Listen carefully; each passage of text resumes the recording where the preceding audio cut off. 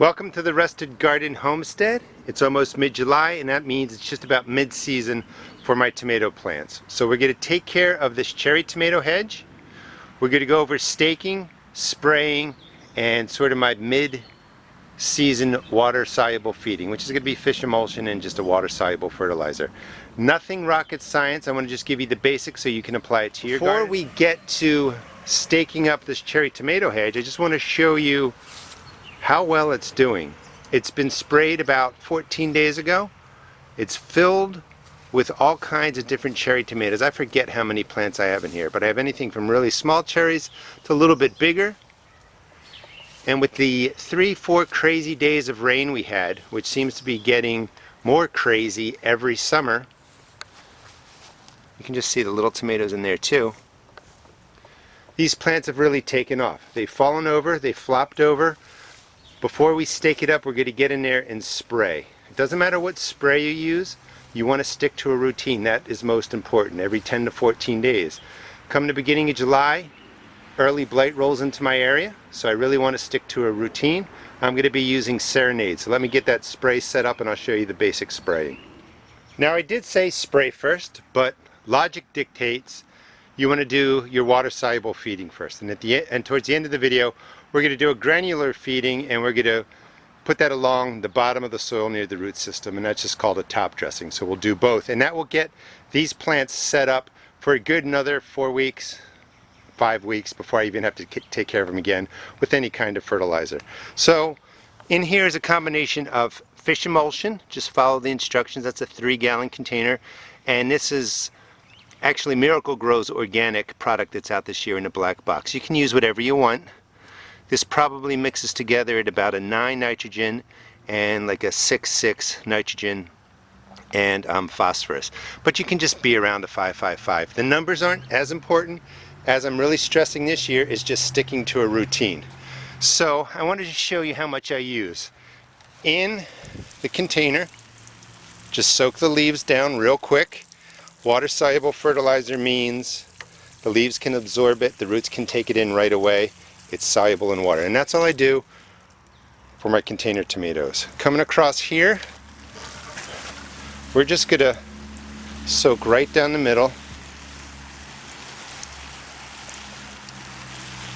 Soak the leaves just like that, and I would take another trip or two through here, covering all the leaves, and then I'll get right down into the base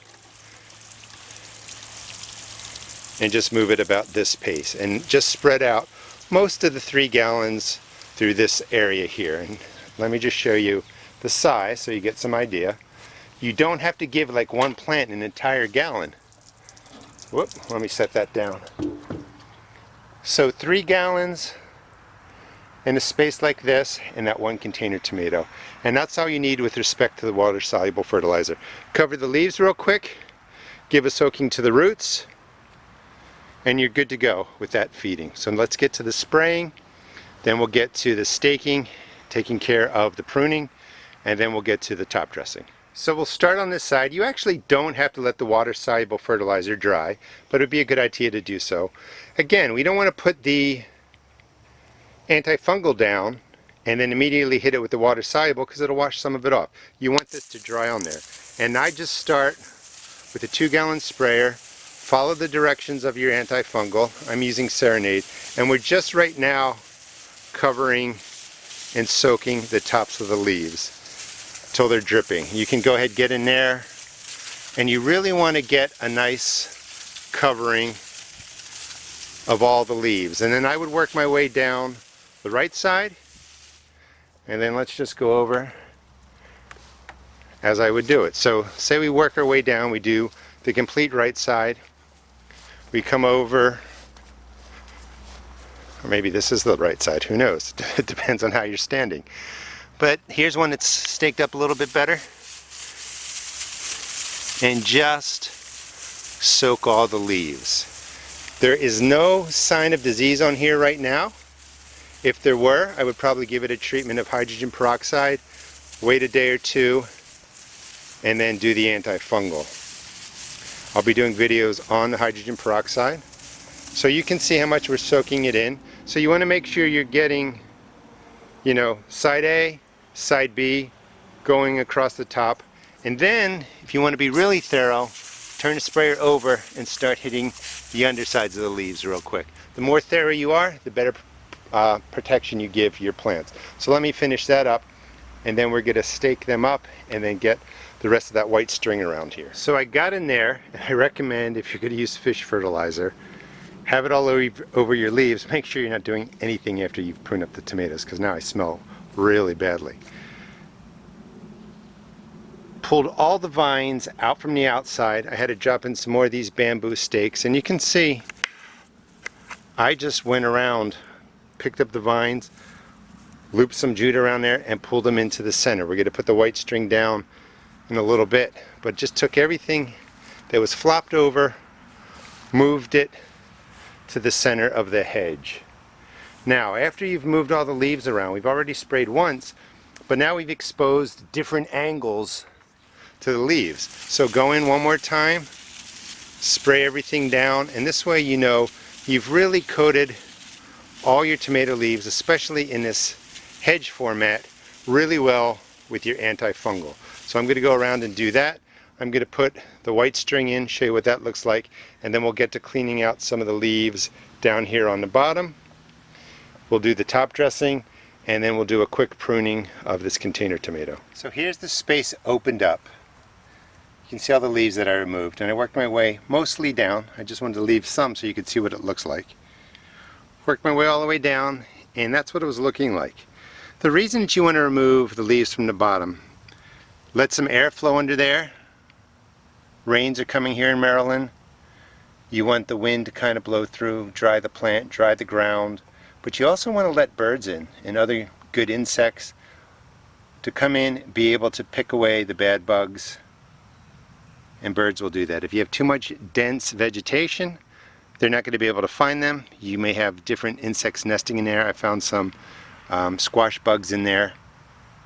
But clean out the bottom. And with the cherry tomato types, they're growing like weeds, so I wasn't that concerned with how many leaves I took off. If you're doing this in your containers or with a single indeterminate variety, go slowly. You don't want to remove a whole lot. But I will get to the other side, take care of that. I'm going to finish this up, put the string on. Oh, why I'm here. So this is a 323 organic fertilizer. It's chicken manure, and you're really going to take maybe 2 tablespoons and just sprinkle it along, something like that. And then I would continue here, you know, 2 or 3 tablespoons, covers 2 feet away from the stems, right down the trench or around the plants. And this is going to be enough soluble, water-soluble fertilizer, enough insoluble organic fertilizer as a top dressing to really last these plants well into August. I probably won't even have to feed them again. But this is generally how I get them ready. Nothing crazy. Alright, let me get to finishing up this hedge. If you see your plant doing this, let's see if I can get a good example. You see bumps, let's move that out of the way, forming on the stem, right in here by my finger. And then you can see them develop even more right in there. And down at the bottom, let's see, I know I saw it, you see more white tips coming out of there. That's the plant wanting to root, and you can see it right in there. That's not a weird fungus or a disease. Tomatoes are vines, and when there's this much rain and moisture and your plants aren't drying because there's too many leaves, they're going to start developing bumps on the stems, and they're going to start to root out. So don't freak out. As this dries off, those roots will die off. Your tomato plant will be perfectly fine. Coming along the hedge here, I added 2 more levels of the string all the way down, pulled the tomato plants in, and I will do the same thing for the other side. Don't need to use those outer posts yet, but this is going to be a massive hedge of cherry tomatoes. I might have packed in too many in there, but I do like to experiment.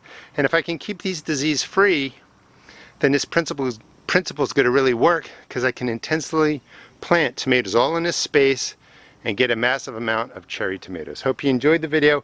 Gives you some ideas of how you can take care of your plants mid-season and apply the principles to your garden. Thanks for watching. Please check out my seed shop at therustedgarden.com.